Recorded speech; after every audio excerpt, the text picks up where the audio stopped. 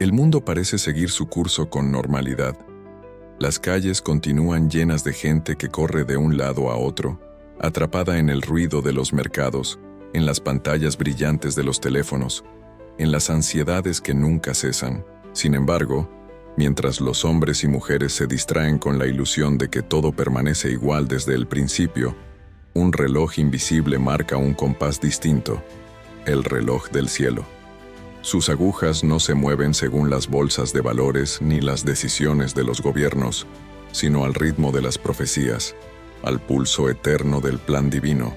Ese reloj ya no calla, y sus campanadas resuenan en los acontecimientos de la historia, en la convulsión de la tierra, en la creciente frialdad de los corazones. Detente un momento y escucha.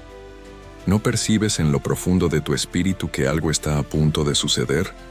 Las guerras, las catástrofes, el odio, la indiferencia, todo apunta a una conclusión inevitable.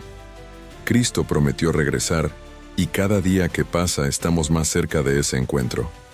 Pero la pregunta que arde como fuego no es si Él vendrá, sino cómo nos encontrará. ¿Dormidos en la indiferencia o despiertos y preparados? Imagina una casa en plena noche. Afuera, la tormenta arrecia con rayos y truenos. Dentro, los habitantes se han sumido en el sueño más profundo. De pronto, alguien golpea la puerta. El dueño está regresando. ¿Quién estará listo para abrir de inmediato, con la lámpara encendida y el corazón alerta? ¿Y quién correrá en pánico buscando desesperadamente aceite que no compró cuando tuvo oportunidad? Así será el regreso del Señor, repentino, glorioso, irreversible. Y así de diferente será la experiencia. Para unos, el gozo del encuentro. Para otros, el terror de no haber estado listos. No se trata de acumular conocimiento profético como si fuera un museo de curiosidades. La preparación que Cristo pide no es teórica, sino existencial. No basta con hablar del fin, leer noticias y calcular fechas. Prepararse es rendirse. Prepararse es vivir hoy como si mañana amaneciera la eternidad. Prepararse es permitir que cada pensamiento, cada decisión, cada relación sea moldeada por la certeza de que el Rey viene pronto.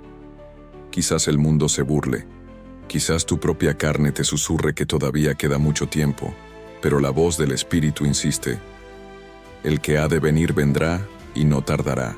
La arena en el reloj no se detiene. Cada grano que cae es un suspiro menos para arrepentirse, una oportunidad menos para perdonar, un instante menos para decidirse de verdad por Cristo.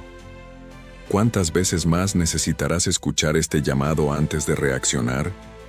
No olvides, cuando las puertas del cielo se abran, no habrá margen para preparativos de última hora. El carácter que hoy forjes será el que presentarás en ese día. Y en el fondo de tu alma ya lo sabes, el tiempo de la preparación no es mañana, es ahora. Llamado directo, CTA. Escribe en los comentarios. ¿Qué significa para ti estar preparado para el regreso de Cristo? Tu reflexión puede ser luz para alguien que lo necesita. Y no olvides suscribirte a este canal, Luz en la Oscuridad, porque juntos seguiremos explorando cómo vivir en vigilancia y esperanza hasta que el Señor venga en gloria. Bloque 2. Señales que despiertan, no que asustan. Desde hace siglos la humanidad observa el cielo y la tierra buscando presagios. Algunos lo hacen con temor, otros con curiosidad morbosa, otros con indiferencia. Pero las señales que la Biblia describe acerca del regreso de Cristo no fueron dadas para sembrar pánico, ni alimentar teorías conspirativas que se consumen en sí mismas. Fueron dadas para despertar. El mismo Jesús en Mateo 24 advirtió sobre guerras, hambres, terremotos, falsos profetas y el aumento de la maldad. No para que vivamos en un constante estado de alarma, sino para que entendamos que la historia no avanza sin rumbo, que los acontecimientos son parte de un plan que conduce a un desenlace glorioso. Imagina a un viajero nocturno que cruza un desierto inmenso. La oscuridad es densa, el camino peligroso. De pronto, en la distancia, ve un fuego encendido que titila contra el horizonte. Ese fuego no es el destino, pero le indica que no está perdido, que va en la dirección correcta, que debe continuar. Así son las señales proféticas. No son la meta, sino las antorchas encendidas que confirman que el final está cerca y que el Salvador no tardará en aparecer. Sin embargo, ¿cuántos hoy usan esas señales como instrumentos de miedo? ¿Cuántos púlpitos y pantallas digitales convierten la profecía en espectáculo de terror? Se presentan gráficos, fechas, cálculos, imágenes apocalípticas diseñadas no para despertar la conciencia, sino para paralizar con angustia. Pero Cristo nunca quiso eso. Sus palabras siempre fueron un llamado a la esperanza vigilante. Cuando veáis todas estas cosas, erguíos y levantad vuestra cabeza, porque vuestra redención está cerca. Lucas 21:28. El mensaje no es atemorízate, sino levántate, y es aquí donde se revela una tensión espiritual profunda. El mismo acontecimiento, un terremoto, una crisis mundial, un colapso económico, puede producir dos reacciones completamente opuestas. Para el corazón incrédulo, es una señal de desesperación, de que todo se acaba en el vacío. Para el corazón que espera en Cristo, es una confirmación de que la historia se acerca a su clímax y que el reino está por manifestarse en gloria. Lo que marca la diferencia no es la señal en sí, sino la condición del corazón que la interpreta. Piensa en los días de Noé.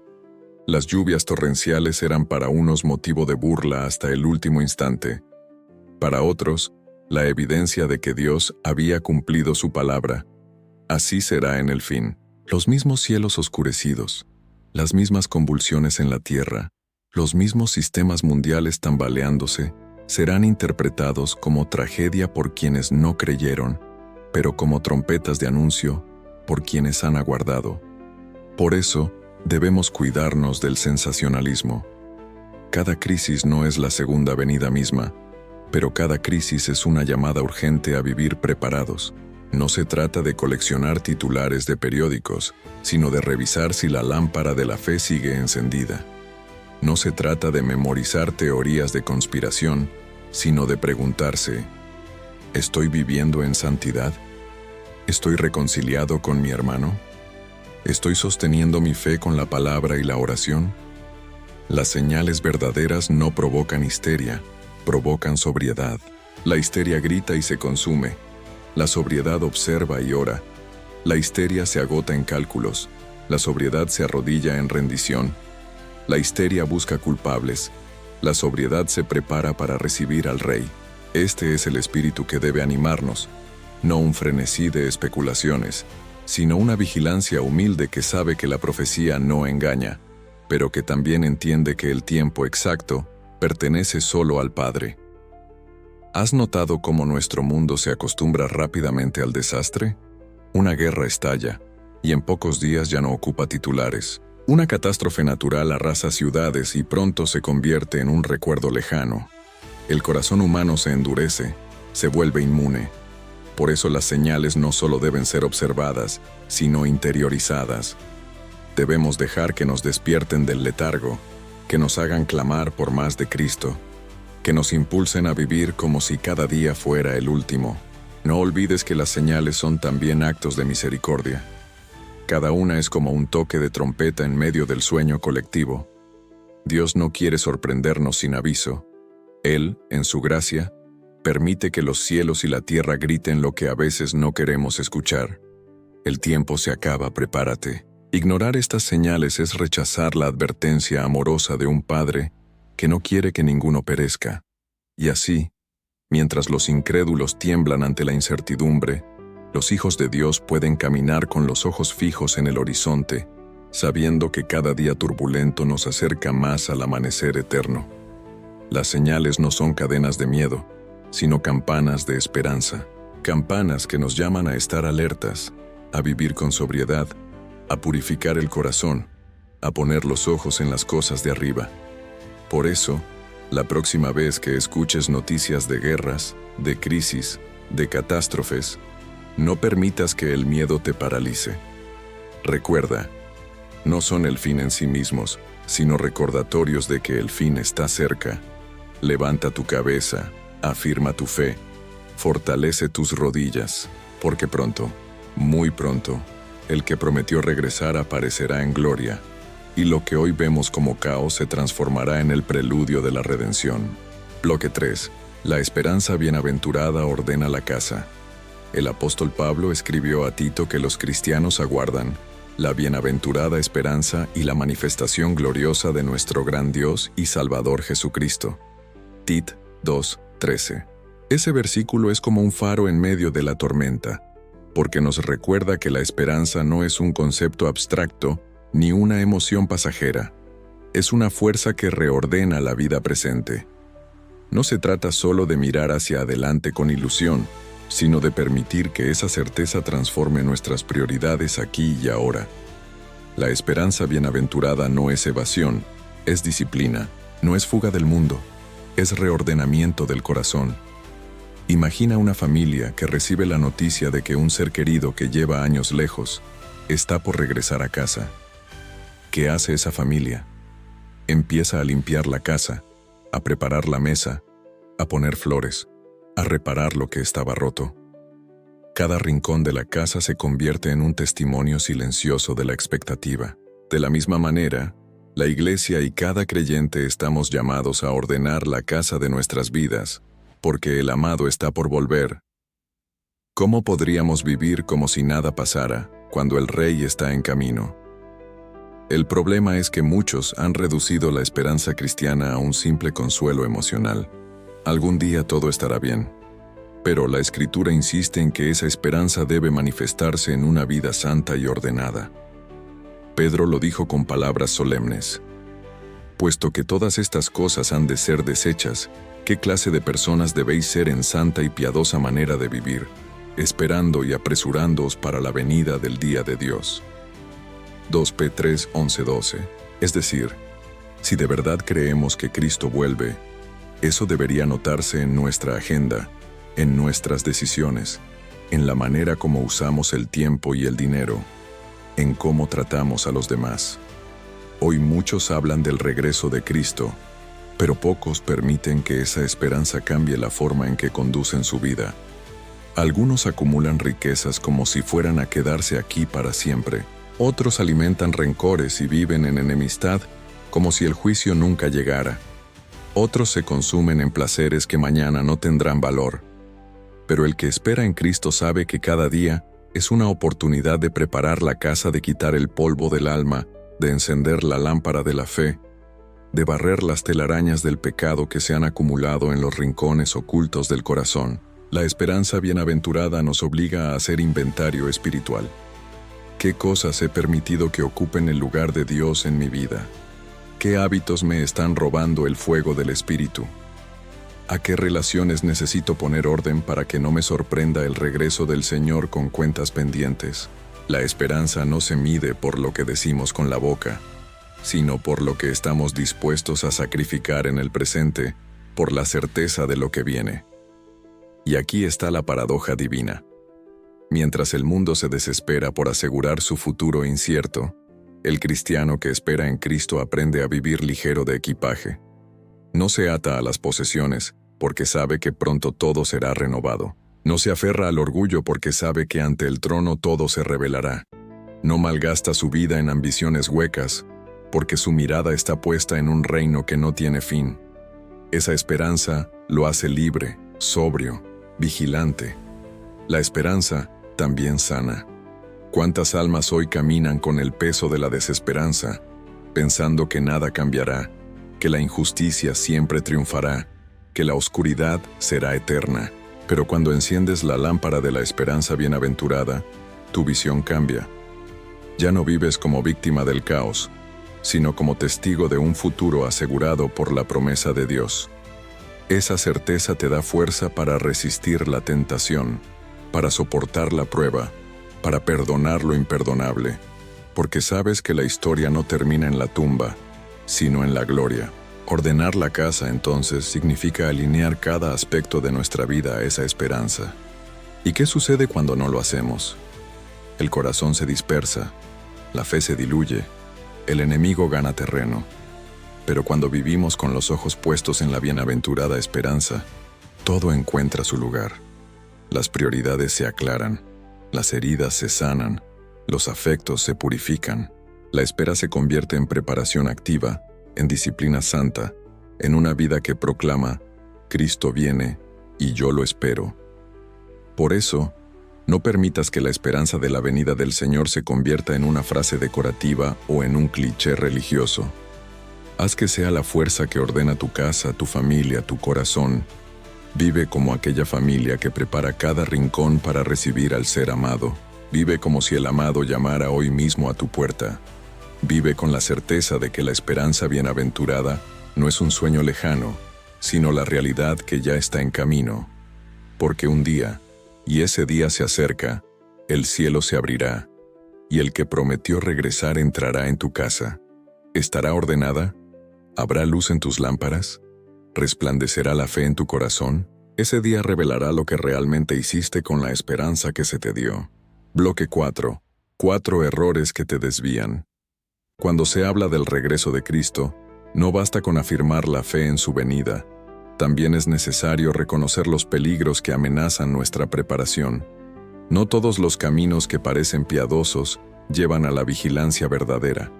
Existen sendas que, bajo la apariencia de devoción o de celo profético, conducen en realidad al descuido espiritual, a la confusión o incluso a la perdición. El enemigo de las almas no descansa, y si no puede arrancar de raíz nuestra esperanza, procurará deformarla, contaminarla o distraerla. Por eso necesitamos desenmascarar los 4 errores más comunes que han desviado a multitudes en cada generación. Primer error: el fetichismo de las fechas. Desde los primeros siglos del cristianismo, hombres y mujeres han intentado fijar el día y la hora de la venida del Señor. Algunos han recurrido a cálculos elaborados con números, calendarios y profecías.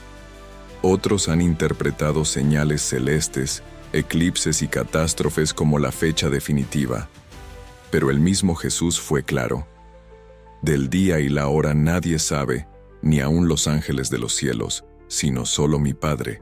Mete 24:36. El afán por poner una fecha es, en realidad, un intento de controlar lo que solo pertenece a Dios. El problema no es solo que esas predicciones siempre fracasan, sino que producen 2 frutos amargos: el desencanto de quienes esperaban con un calendario en la mano, y la burla de los incrédulos que usan esas fallas como excusa para despreciar la fe. Prepararse no es marcar días en el almanaque, sino vivir cada día como si fuera el último. Segundo error: la infoxicación profética. Vivimos en la era de la sobrecarga de información. Cientos de canales, libros, foros y conferencias se presentan como los guardianes de la revelación final. Cada uno con su interpretación, con gráficos impresionantes y con la seguridad de poseer la clave que nadie más tiene. Pero en medio de ese torrente, muchos creyentes terminan más confundidos que edificados. Se alimentan de especulaciones en lugar de nutrirse de la palabra viva. La infoxicación profética se parece a un banquete que nunca sacia.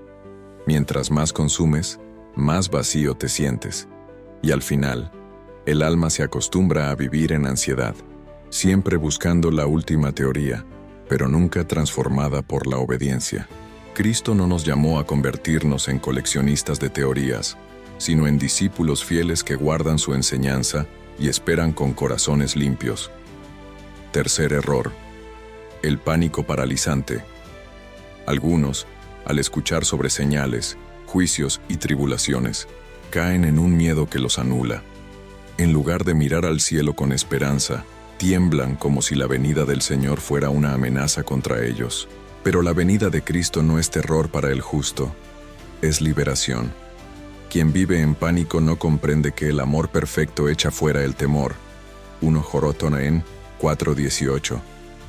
El miedo paraliza, impide servir, impide orar, impide vivir en libertad. Es como un esclavo que siempre espera el látigo en lugar del hijo que espera con alegría el abrazo del Padre.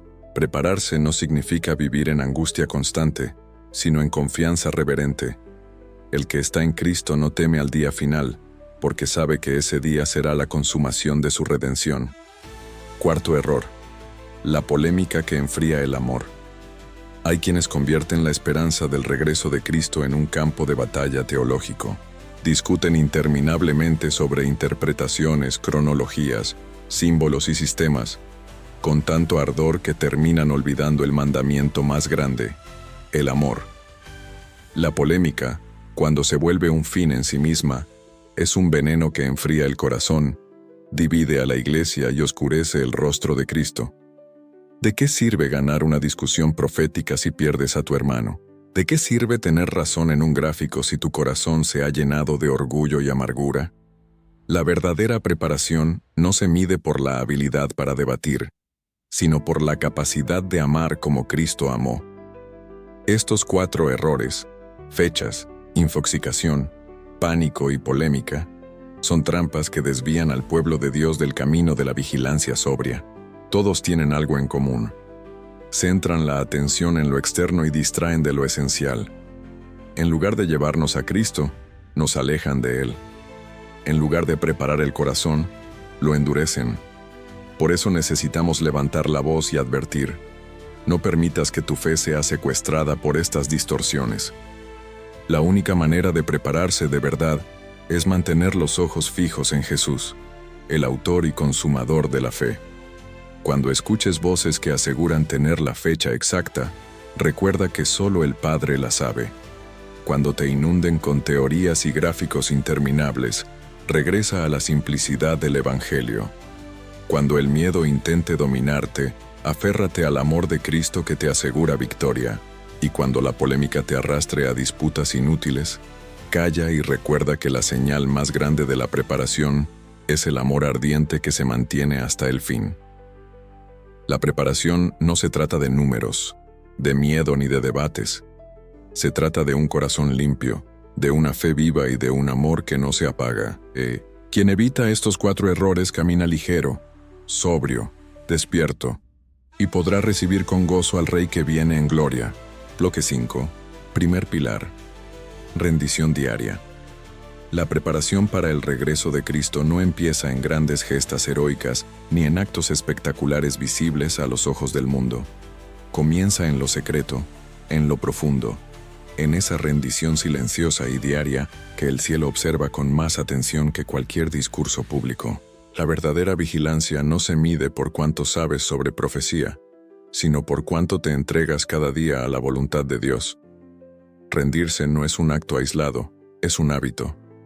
No se trata de un momento emocional en una iglesia donde levantas la mano, sino de esa decisión repetida al amanecer, cuando tu alma aún está débil y tus pensamientos tienden a dispersarse. Es decirle al Señor: hoy no quiero caminar por mis fuerzas, hoy pongo mis pasos en tus manos. Ese gesto, invisible para la mayoría, abre puertas en lo espiritual que ninguna estrategia humana puede abrir. El orgullo humano rechaza la idea de rendirse. El mundo nos ha enseñado que rendirse es perder, que entregarse es ser débil, pero en el reino de Dios todo se invierte. El que se rinde gana, el que se entrega es fortalecido, el que se vacía es llenado.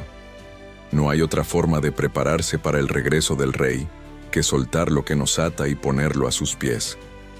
¿Cómo podremos recibir al Señor si llegamos cargados de ídolos, resentimientos y cadenas que nunca quisimos soltar?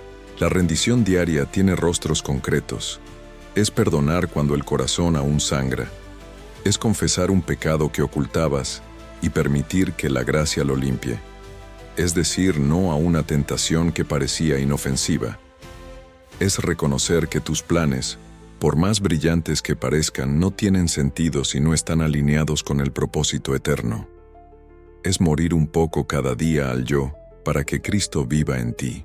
El Señor no busca cristianos que proclamen grandes palabras mientras en secreto alimentan cadenas invisibles. Él busca hombres y mujeres que, en la intimidad, doblen las rodillas y le digan: Señor, aquí está mi vida, quebrada y frágil, pero tuya. Ese es el terreno donde germina la verdadera preparación, no en el ruido de las multitudes, sino en el silencio del alma que se postra. Y hay algo más. La rendición no es un acontecimiento triste ni opresivo. Al contrario, es liberación. Quien se aferra a su propia voluntad vive esclavo de su ego, de sus pasiones y de sus miedos. Quien suelta y se rinde en manos de Cristo experimenta la libertad que el mundo nunca podrá dar. La rendición diaria te permite caminar ligero, te permite dormir en paz, te permite enfrentar el futuro sin terror, porque tu vida ya no te pertenece, pertenece al que prometió guardarla hasta el fin. Quizás pienses que rendirte cada día es demasiado difícil. Y es cierto, tu carne no quiere soltar el control, pero el Espíritu Santo es quien produce en ti el querer como el hacer. La rendición no se logra con fuerza de voluntad, sino con dependencia. Cuanto más reconoces tu debilidad, más fuerte se vuelve la gracia en ti. Cuanto más reconoces tu incapacidad, más experimentas la capacidad divina. Mira a Cristo en Getsemaní, en la noche más oscura. El Hijo de Dios, sudando sangre, expresó la oración más profunda de rendición: no se haga mi voluntad, sino la tuya. Allí está el modelo de lo que significa rendirse. Si el Hijo Eterno entregó su voluntad al Padre, ¿cómo no habríamos de hacerlo nosotros? Cada rendición diaria nos une a esa misma obediencia que venció en la cruz. Recuerda, no podrás enfrentar los acontecimientos finales sin este hábito secreto. No podrás permanecer firme ante el ruido del mundo si no has aprendido a rendirte en el silencio. No podrás esperar con gozo el regreso de Cristo si tu vida aún está controlada por el yo. La primera lámpara que debe encenderse en tu preparación no es el conocimiento ni la emoción, es la rendición, y se enciende todos los días, en la oración, en la confesión, en la obediencia. Haz de cada amanecer una oportunidad para morir al yo y vivir en Cristo. Haz de cada noche una oportunidad para examinar tu día y entregar lo que aún no le has rendido. Haz de tu vida un altar diario, donde el fuego nunca se apaga, porque siempre hay una entrega nueva. Así, cuando el Señor aparezca en gloria, no tendrás miedo de mostrarle tu corazón, porque Él ya lo habrá poseído todo. Hoy quiero invitarte a dar ese paso. Si sientes que necesitas volver a entregarte de verdad, escribe en los comentarios: Señor, me rindo a ti. Ese sencillo acto puede ser el comienzo de una vida completamente nueva. Y comparte este video con alguien que necesita recordar que la preparación para el regreso de Cristo comienza con un corazón rendido. Bloque 6. Segundo pilar: palabra y oración que moldean. Si la rendición diaria es el fundamento secreto de la preparación, la palabra y la oración son el aire que el alma respira para mantenerse viva. Ningún creyente podrá resistir el peso de la espera si no bebe continuamente de la Escritura y si no dialoga con Dios en la intimidad. La venida de Cristo no será anunciada primero por los noticieros, ni por los profetas modernos que se proclaman dueños de la verdad, sino por un corazón que ya vive en sintonía con la voz del cielo, y esa sintonía solo se logra cuando la mente es lavada por la palabra y cuando el espíritu se afina en la oración. La palabra de Dios no es un adorno litúrgico, ni un libro que se consulta de vez en cuando. Es el pan que sostiene al peregrino en el desierto de este mundo. Cada versículo que memorizas, cada promesa que abrazas, cada historia que recuerdas, se convierte en una reserva espiritual para el día de la prueba. Así como Israel recogía maná cada mañana para no desfallecer en el camino, el cristiano que aguarda el regreso de Cristo debe recoger diariamente el maná de la palabra. Sin esa disciplina, la fe se seca, el corazón se endurece y la esperanza se diluye en la confusión del mundo. Pero no basta leer con rapidez ni acumular conocimiento. La palabra debe moldearnos, como el martillo y el fuego en manos del herrero. La Escritura golpea nuestras durezas y enciende nuestra frialdad hasta que el carácter de Cristo se forja en nosotros. Muchos leen la Biblia como un manual de curiosidades, buscando pruebas para debates o argumentos para discusiones. Pero la palabra no fue dada para inflar el intelecto, sino para transformar la vida. Si cada lectura no te conduce a una rendición más profunda, a un amor más ardiente y a una fe más firme, entonces no has comprendido su propósito. La oración, por su parte, es el pulmón del alma, Sin ella, incluso el conocimiento bíblico se convierte en letra muerta. Orar no es recitar frases aprendidas ni cumplir con un rito vacío. Es abrir el corazón al amigo invisible. Es entrar al lugar secreto donde el ruido del mundo se desvanece y solo queda la voz del Padre. En la oración, las lágrimas se convierten en lenguaje, el silencio se transforma en clamor y las debilidades se vuelven ocasión para que la fuerza divina se manifieste. Mira la vida de Cristo. Siendo el Hijo Eterno, no descuidó nunca la oración. Se apartaba en la madrugada para hablar con el Padre, y de esas horas silenciosas nacía la autoridad con la que sanaba, predicaba y vencía al enemigo. Si el Maestro mismo no podía enfrentar un día sin orar, ¿cómo podríamos nosotros, frágiles y débiles, pretender estar preparados sin esa disciplina? La oración no es opcional, es vital. No es un recurso para emergencias, es la respiración diaria que mantiene viva la esperanza. Y hay algo misterioso en este pilar. Cuando la palabra y la oración se unen, producen un efecto transformador que ninguna otra práctica puede lograr. La palabra nos muestra la voluntad de Dios, la oración nos capacita para obedecerla. La palabra ilumina el camino. La oración nos da fuerza para caminarlo. La palabra revela la verdad. La oración nos ayuda a abrazarla con el corazón.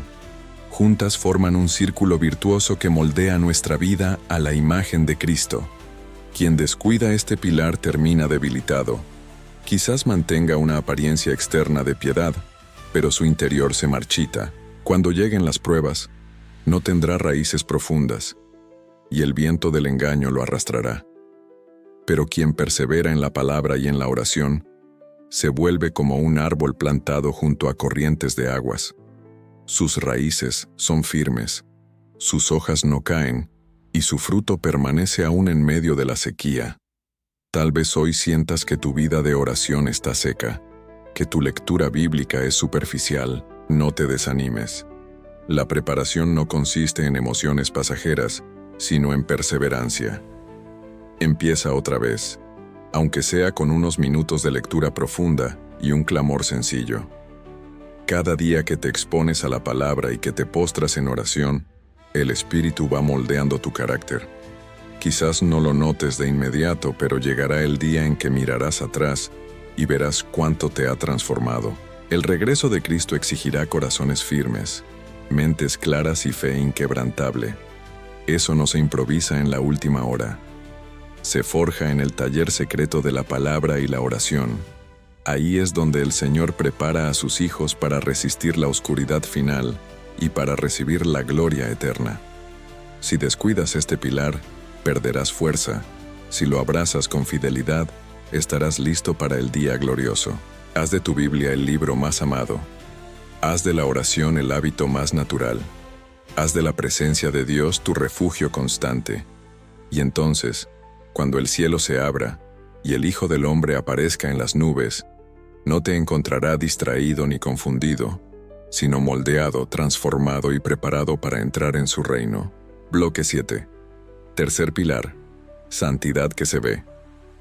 La preparación para el regreso de Cristo no es invisible ni abstracta. Tiene un rostro, una fragancia, una huella que otros pueden reconocer. Esa huella se llama santidad. Y no hablo de una santidad fingida, hecha de apariencias y palabras correctas, sino de una santidad tangible, visible, encarnada en las decisiones cotidianas. La verdadera santidad no se predica con discursos vacíos, sino que se revela en la manera en que tratamos a los demás, en la pureza de nuestras intenciones, en la rectitud de nuestras obras. El apóstol Pedro escribió: «Sed santos en toda vuestra manera de vivir». 1 P 1:15. No dijo «sed santos solo en lo que profesáis creer», ni «sed santos solo en el templo». Dijo «en toda vuestra manera de vivir». Eso significa que la santidad se mide tanto en lo que haces cuando estás rodeado de hermanos, como en lo que haces cuando nadie te observa. Se mide en tu trato con la familia, en tu trabajo, en tus conversaciones secretas, en tus pensamientos más íntimos. Prepararse para la venida del Señor es vivir de tal manera Que tu vida se convierta en un testimonio constante de que has sido apartado para Dios. El problema es que muchos confunden santidad con perfeccionismo. Creen que ser santo es nunca fallar, nunca tropezar, nunca sentir debilidad. Pero la santidad bíblica no es la ausencia de lucha, sino la perseverancia en medio de ella. Es levantarse después de caer, es pedir perdón, es no justificar el pecado sino confesarlo y apartarse de él. La santidad es una vida marcada por la gracia que transforma, no por el orgullo que aparenta. La santidad se ve en la pureza del corazón. En un mundo saturado de inmoralidad y deseos torcidos, la preparación para el regreso de Cristo requiere que guardemos nuestra mente y nuestro cuerpo como templos del Espíritu. No podemos vivir con lámparas encendidas si alimentamos con gusto las tinieblas en secreto. Cada pensamiento, cada imagen, cada deseo que cultivamos revela de qué espíritu nos estamos llenando.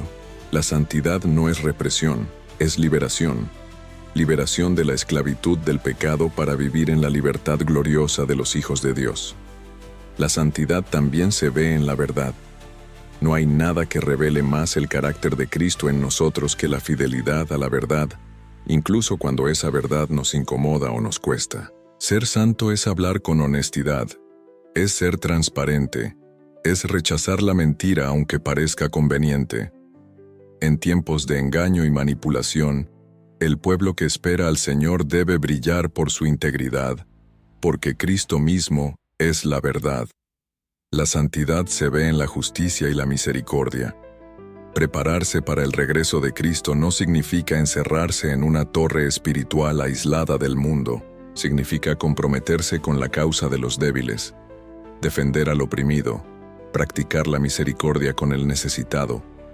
Jesús dijo que lo que hagamos a los pequeños, a los hambrientos, a los presos, a los desnudos, lo hacemos a Él. ¿Cómo podríamos esperar su venida si descuidamos al Cristo sufriente que se oculta en los marginados? La santidad auténtica no es egoísta, es compasiva, es generosa, es sensible al dolor ajeno. La santidad es también perseverancia en medio de la burla. El mundo se reirá de tu fe, te llamará anticuado, exagerado o fanático. Pero el santo persevera, aunque le cueste lágrimas. El santo se mantiene firme, aunque el entorno lo presione a ceder. La santidad es resistencia en un mundo que normaliza la oscuridad. Es atreverse a ser diferente, a ir contra la corriente, porque el corazón ya está consagrado al Señor que pronto vendrá. No olvides, la santidad no es un accesorio opcional para algunos creyentes más devotos. Es la marca indispensable de todos los que esperan a Cristo. Hebreos 12:14 lo declara con fuerza. Seguid la paz con todos y la santidad, sin la cual nadie verá al Señor. Nadie. Sin santidad no hay preparación. Sin santidad, la esperanza se convierte en ilusión. Sin santidad, la lámpara se apaga. Pero aquí está la buena noticia. La santidad no es fruto de nuestro esfuerzo aislado, sino de la obra del Espíritu en nosotros. No la producimos solos, la recibimos como resultado de rendirnos y permitir que la palabra y la oración nos transformen. Nuestra parte es disponernos, obedecer, apartarnos del mal, cultivar hábitos santos. La parte de Dios es purificarnos, fortalecernos, hacernos semejantes a Cristo. La preparación no es una carga insoportable, es un proceso de gracia que nos moldea día a día. Pregúntate hoy, ¿se nota la santidad en mi vida? ¿Ven los demás a Cristo reflejado en mis palabras, en mis acciones, en mis decisiones? ¿O soy simplemente alguien que habla de su regreso, pero cuya vida desmiente ese anhelo? La preparación auténtica no se mide por lo que decimos, sino por lo que somos. Y lo que somos debe ser un reflejo de aquel que pronto aparecerá en las nubes del cielo. Así, el tercer pilar de la preparación se resume en esto: santidad que se ve. Una vida pura, verdadera, justa, misericordiosa y perseverante. Una vida que arde como lámpara en medio de la oscuridad. Una vida que proclama, sin palabras pero con hechos: el Rey viene y yo estoy listo para recibirlo. Bloque 8. Cuarto pilar: misión en lo cotidiano.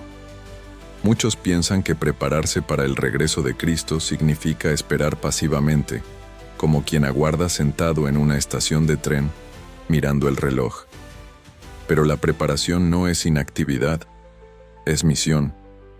No se trata de cruzar los brazos y decir, cuando el Señor venga, entonces haré algo. Se trata de vivir ahora con un propósito ardiente, reflejar a Cristo en lo cotidiano, en lo sencillo, en lo aparentemente pequeño. La misión no siempre es ir a tierras lejanas ni predicar a multitudes.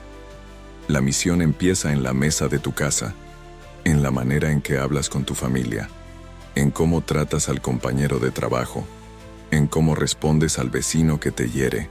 El regreso de Cristo no exige héroes de escenarios grandiosos, sino testigos fieles en lo común de la vida. Cada palabra amable, cada gesto de servicio, cada acto de misericordia, es una semilla de eternidad que proclama silenciosamente: el Rey viene, y yo lo espero sirviendo. Jesús mismo lo enseñó en la parábola de las ovejas y los cabritos. En el juicio final, no se examinarán únicamente nuestras doctrinas o declaraciones, sino cómo tratamos al hambriento, al desnudo, al preso, al enfermo. En otras palabras, cómo encarnamos la misión en lo cotidiano. Quien descuida al prójimo no está preparado, aunque proclame con palabras el regreso de Cristo. Quien ama y sirve al pequeño, sin buscar recompensa, está preparando su corazón para el encuentro final. El cuarto pilar de la preparación nos recuerda que la fe no puede ser egoísta. No podemos limitarnos a asegurar nuestra salvación personal mientras ignoramos el sufrimiento del mundo. La preparación verdadera se expresa en amor práctico. Si Cristo vino a servir y dar su vida, ¿cómo podríamos esperarle sin imitar ese servicio? Prepararse es encender lámparas, sí, pero lámparas que iluminan el camino de otros. Prepararse es vivir de tal manera que tu vida se convierta en anuncio, en esperanza para quienes aún no conocen al Salvador. Piensa en lo poderoso que resulta un testimonio silencioso, un trabajador que rehúsa la corrupción en medio de un sistema podrido, una madre que ora por sus hijos en secreto y los guía en la fe con paciencia, un joven que se niega a ceder a las modas del pecado y permanece íntegro, un anciano que, en su fragilidad, sigue siendo fuente de consuelo y sabiduría para los más jóvenes. Esa es misión en lo cotidiano. Es predicar con la vida lo que quizás nunca podrás predicar desde un púlpito. La misión también incluye la palabra. No podemos callar cuando el mundo se desmorona. No podemos ocultar el tesoro del Evangelio bajo tierra mientras nuestros amigos y vecinos caminan hacia la perdición. La misión no siempre significa grandes discursos. A veces es una conversación sencilla, una invitación a orar, una palabra de consuelo, un versículo compartido en el momento oportuno. Prepararse para el regreso de Cristo implica vivir con los labios listos para confesar su nombre y con las manos listas para servir. El enemigo quiere convencernos de que no tenemos nada que aportar, que nuestra misión no vale, que el mundo es demasiado oscuro para que una pequeña luz haga diferencia. Pero Cristo dijo: «Vosotros sois la luz del mundo». Mete 5:14. Una sola lámpara puede romper la oscuridad de un cuarto. Una sola vida consagrada puede impactar generaciones. No subestimes el poder de tu testimonio diario. No esperes a que te den un micrófono o una plataforma. Tu vida ya es un sermón, y cada día predicas un mensaje con tus acciones. La misión en lo cotidiano también nos protege del egoísmo espiritual. Si solo piensas en tu propia preparación, corres el riesgo de volverte orgulloso, aislado y frío. Pero cuando sirves, cuando compartes, cuando intercedes, tu corazón se mantiene sensible, humilde, dependiente. El servicio rompe el cascarón del yo y te recuerda que prepararse no es solo esperarlo a Él, sino también preparar a otros para su venida. Y no olvides, el tiempo es corto. Cada día perdido es una oportunidad menos para sembrar semillas de eternidad. No dejes para mañana el acto de amor que puedes hacer hoy. No pospongas la palabra que el Espíritu te impulsa a decir ahora. Cuando Cristo regrese, no solo evaluará cuánto esperaste, sino cómo esperaste, con las manos vacías o llenas de frutos de amor. Por eso, el cuarto pilar de la preparación es vivir en misión. No una misión esporádica ni reservada para unos pocos, sino una misión cotidiana, sencilla, humilde, constante. Una misión que transforma tu hogar, tu barrio, tu círculo de amigos. Una misión que proclama, sin alarde pero con firmeza: mi vida es de Cristo y espero su regreso sirviendo a los demás. Bloque 9. Quinto pilar: discernimiento y comunidad. El enemigo sabe que el tiempo se acorta y por eso intensifica sus engaños. Jesús lo advirtió con palabras claras: se levantarán falsos cristos y falsos profetas y harán grandes señales y prodigios, de tal manera que engañarán, si fuere posible, aún a los escogidos. Mateo 24:24. El quinto pilar de la preparación es entonces el discernimiento. No basta con conocer la verdad. Es necesario ejercitar la capacidad espiritual de distinguir entre lo verdadero y lo falso, entre lo santo y lo profano, entre la voz del Espíritu y el eco de las tinieblas. El discernimiento no se improvisa, se forja en la intimidad con Dios, en la meditación de la palabra, en la oración constante y en la obediencia diaria. Es como el oído de un pastor que reconoce el balido de sus ovejas entre cientos de ruidos. Así, el cristiano aprende a reconocer la voz de su Señor, aun cuando el mundo grite lo contrario. El que no cultiva discernimiento fácilmente será arrastrado por doctrinas de moda, por mensajes que halagan la carne, por movimientos que prometen soluciones rápidas, pero que en realidad son trampas del adversario. Pero el discernimiento no es un ejercicio solitario. Aquí entra el segundo aspecto de este pilar: la comunidad. Dios nunca diseñó la preparación como un proyecto individualista. El creyente aislado se vuelve presa fácil del error y del desánimo. Necesitamos caminar en comunidad, ser parte del cuerpo de Cristo, rendir cuentas, exhortarnos unos a otros y sostenernos en la fe. El hierro con hierro se afila, y así los hijos de Dios se fortalecen en la comunión. Piensa en las vírgenes prudentes de la parábola. Cada una tenía su lámpara, pero todas estaban juntas en la espera. El peligro de las insensatas no solo fue quedarse sin aceite, sino pensar que podían pedir prestado lo que no habían cultivado. En la comunidad aprendemos a velar, a compartir la carga, a mantener el aceite encendido. No podemos esperar solos, necesitamos ser parte de un pueblo vigilante. El discernimiento también nos guarda de la soberbia espiritual. Muchos, al creer que poseen un conocimiento especial, se apartan de la comunidad y terminan enredados en engaños más profundos. El verdadero discernimiento es humilde, reconoce la necesidad de consejo, acepta la corrección, prueba todo a la luz de la Escritura y bajo el testimonio de la Iglesia. La voz de Dios nunca contradice su palabra ni divide a su pueblo.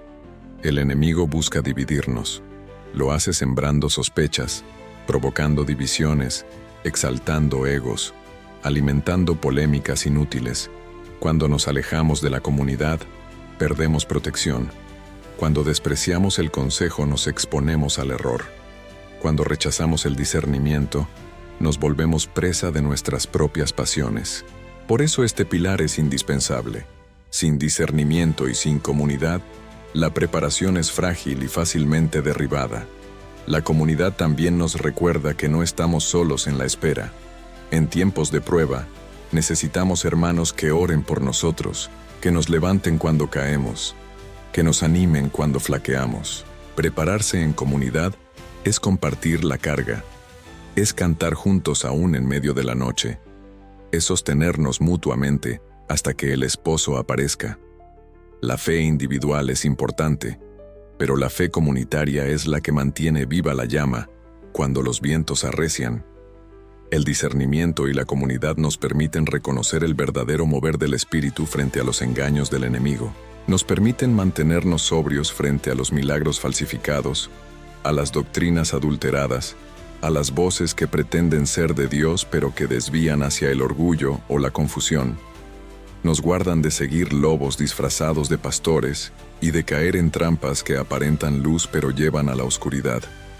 Este pilar es como una atalaya. Desde lo alto, el atalaya ve venir al enemigo y da la alarma. Así es el discernimiento en tu vida. Una torre desde la que puedes detectar el peligro antes de que destruya tu fe.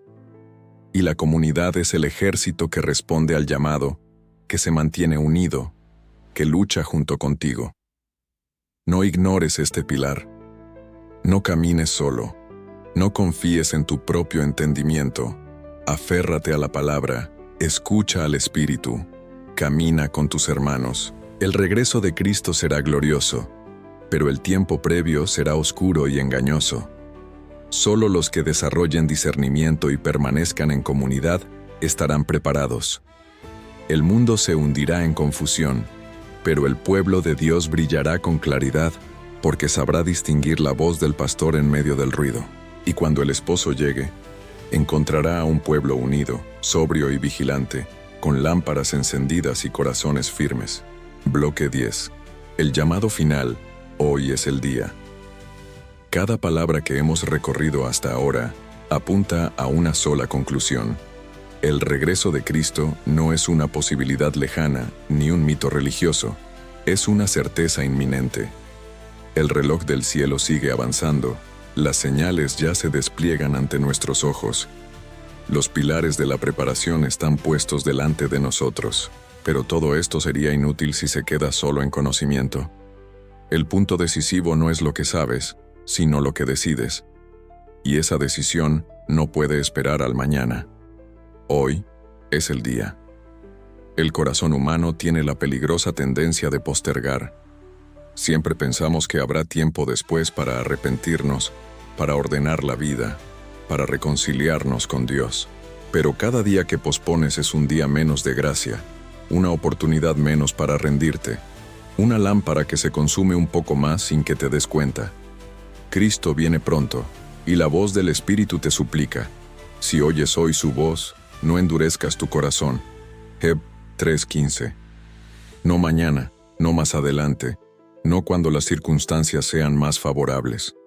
Hoy, imagina aquel día final, el cielo abierto como un libro de fuego, el sonido de la trompeta atravesando cada rincón de la tierra, los sepulcros abriéndose, los ángeles descendiendo como llamas de luz, y en el centro de esa visión, el Hijo del Hombre, glorioso, majestuoso, rodeado de poder.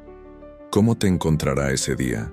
¿Con las manos vacías, con el corazón dividido, con la vida enredada en pecados que nunca quisiste soltar?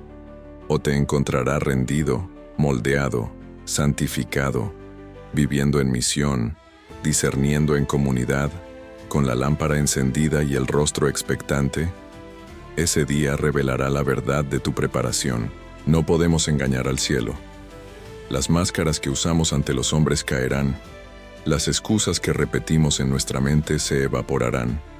Ese día solo habrá dos realidades: preparados o no preparados, fieles o infieles, rendidos o rebeldes.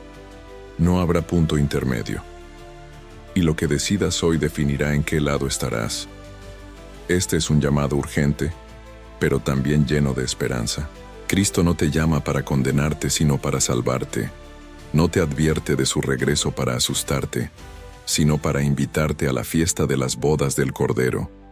El mismo que vendrá en gloria es el que ya vino en humillación, que cargó con tu pecado en la cruz, que derramó su sangre por ti.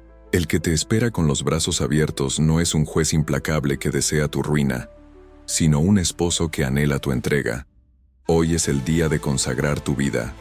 Hoy es el día de reconciliarte con Dios, de perdonar lo que aún guardas en tu corazón, de soltar lo que te ata, de volver a encender la lámpara de la fe. Hoy es el día de rendirte, de orar, de abrir la palabra, de vivir en santidad, de servir en misión, de caminar con discernimiento y en comunidad. Hoy es el día de prepararte, porque mañana puede ser demasiado tarde. No dejes que este mensaje sea solo un eco que se pierde en el ruido de tu rutina. Permite que se convierta en una llama que arda en lo profundo de tu alma. Haz un alto ahora mismo, allí donde estás, y responde al llamado del Espíritu. Inclina tu cabeza, cierra tus ojos si lo deseas, y dile al Señor con tus propias palabras: Señor Jesús, me rindo a ti, te entrego mi vida, perdona mis pecados, moldéame, prepárame, hazme tuyo para siempre, ven a mi corazón y prepárame para tu regreso glorioso. Esa oración sencilla, si nace de un corazón sincero, abre las puertas del cielo y enciende tu lámpara para el encuentro eterno. Si este mensaje ha tocado tu corazón, escribe en los comentarios la palabra Maranata, que significa El Señor viene. Declara públicamente tu decisión de esperarle con un corazón rendido. Y no olvides suscribirte a este canal, Luz en la Oscuridad, para seguir recibiendo mensajes que te fortalezcan en la fe y te preparen para el día glorioso. Comparte este video con alguien que necesita escuchar que todavía hay tiempo, pero que ese tiempo es hoy. Porque pronto, muy pronto la trompeta sonará, el cielo se abrirá y veremos al Rey en gloria. Que no te sorprenda dormido. Que te encuentre de pie, preparado, con la lámpara encendida y el corazón ardiendo. Hoy es el día. Maranata.